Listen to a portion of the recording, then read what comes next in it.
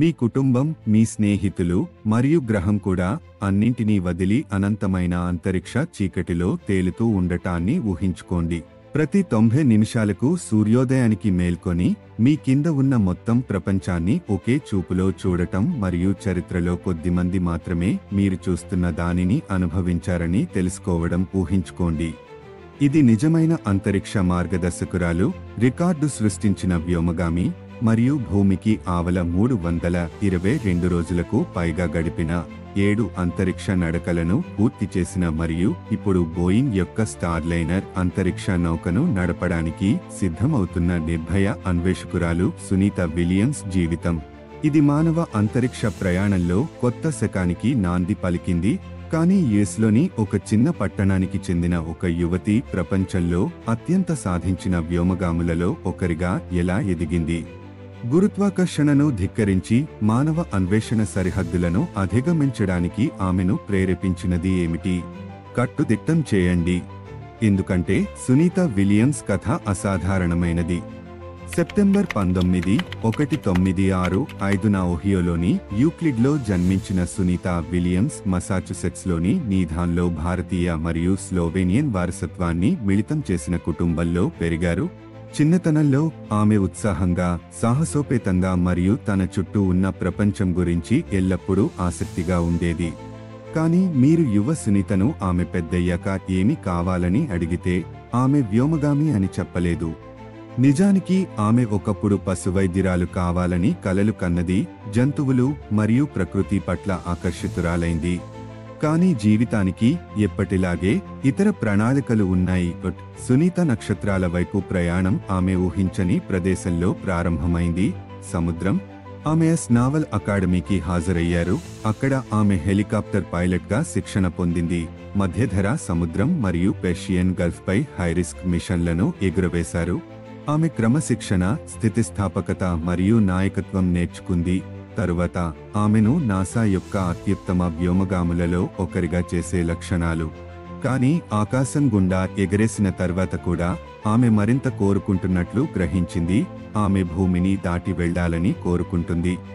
ఆమె తన పరిమితులను మరింత ముందుకు తీసుకెళ్లాలని నిర్ణయించుకుంది. ఇది విమానయానంలో అత్యంత ప్రమాదకరమైన మరియు డిమాండ్ ఉన్న ఉద్యోగాలలో ఒకటి.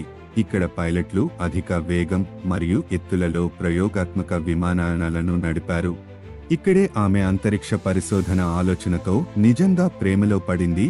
ఆపై 1998లో ఆమెకు జీవితకాల పిలుపు వచ్చింది. నాసా ఆమెను వ్యోమగామిగా ఎంపిక చేసింది. ఆ పైలట్ నుండి వ్యోమగామిగా మారే మార్గం కష్టతరమైనది. సునీత ఇంటెన్సివ్ శిక్షణ పొందవలసి వచ్చింది. ఊహించదగిన అత్యంత కఠినమైన పరిస్థితులలో ఎలా జీవించాలో నేర్చుకుంది. ఆమె స్పేస్ వాక్ సిమ్యులేషన్ల కోసం నీటి అడుగున శిక్షణ పొందింది. అరణ్య మనుగడ కార్యక్రమాలలో వారాల తరబడి గడిపింది. రోబోటిక్ ఆయుధాలను ఆపరేట్ చేయడం నేర్చుకుంది మరియు అంతర్జాతీయ సిబ్బందితో కమ్యూనికేట్ చేయడానికి రష్యన్ భాషలో కూడా నిష్ణాతులుగా మారింది. కానీ అన్ని కష్టాలు ఫలించాయి. సంవత్సరాల నిరంతర తయారీ తర్వాత ఆమె క్షణం చివరకు వచ్చింది. డిసెంబర్ 2006లో సునీత విలియమ్స్ తన మొదటి అంతరిక్ష యాత్ర ఎక్స్పెడిషన్ 1415లో కెన్నెడీ స్పేస్ సెంటర్ నుండి స్పేస్ షటిల్ డిస్కవరీలో ప్రయాణించింది. గమ్యస్థానం ఇంటర్నేషనల్ స్పేస్ స్టేషన్ ISS. వ్యోమగాములు నివసించే మరియు సంచలనాత్మక పరిశోధనలు చేసే భారీ కక్ష్య ప్రయోగశాల. తరువాతి 195 రోజులు ఆమె సున్నా గురుత్వాకర్షణలో జీవించింది. చంద్రుడు, అంగారక గ్రహం మరియు అంతకు మించి మానవులు మనుగడ సాగించడానికి సహాయపడే శాస్త్రీయ ప్రయోగాలపై ఆమె పనిచేస్తూ అప్రయత్నంగా తేలుతూ ఉంది. కానీ సునీత ఎప్పుడూ దినచర్యను అనుసరించేది కాదు. ఆమె ఇంతకు ముందు ఎవరూ చేయని విధంగా చరిత్ర సృష్టించింది. వేల మంది భూమిపై బోస్టన్ మారథాన్లో పరిగెత్తగా సునీత అదే 42 కిలోమీటర్ల రేసులో అంతరిక్షంలో పరిగెత్తింది. ట్రెడ్మిల్పై పరిగెత్తింది.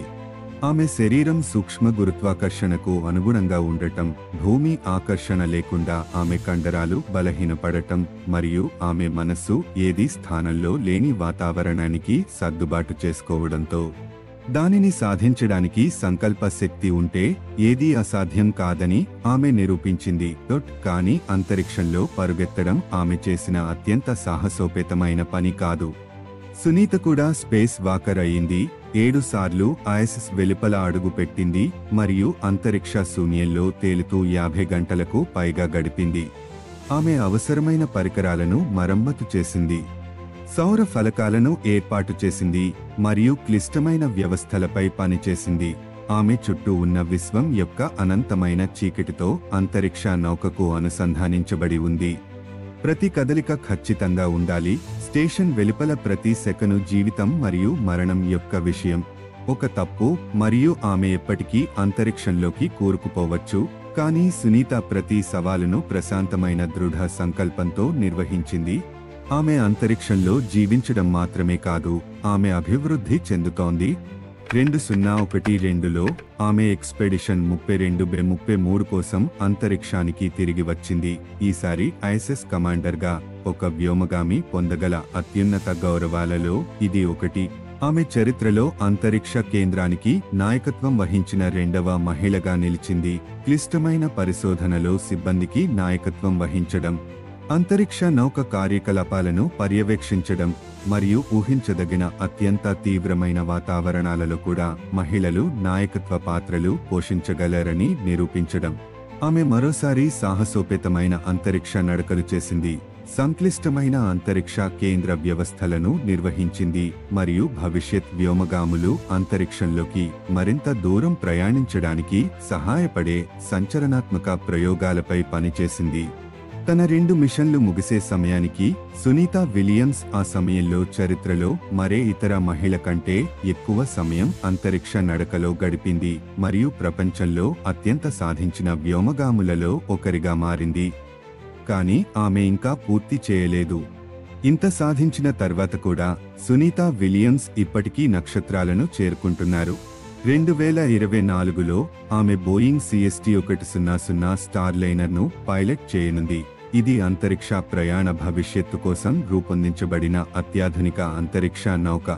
ఈ మిషన్ వాణిజ్య అంతరిక్ష ప్రయాణానికి మార్గం సుగమం చేస్తుందని వ్యోమగాములు, పరిశోధకులు మరియు అంతరిక్ష పర్యాటకులు కూడా భూమి దిగువ కక్ష్యకు మరియు అంతకు మించి ఒకరోజు ప్రయాణించడానికి ద్వారాలు తెరుస్తుందని భావిస్తున్నారు. చంద్రుడు, అంగారక గ్రహం మరియు లోతైన అంతరిక్షంలోకి శాశ్వత మానవ నివాసాలను స్థాపించడానికి ఇది మొదటి అడుగు కావచ్చు.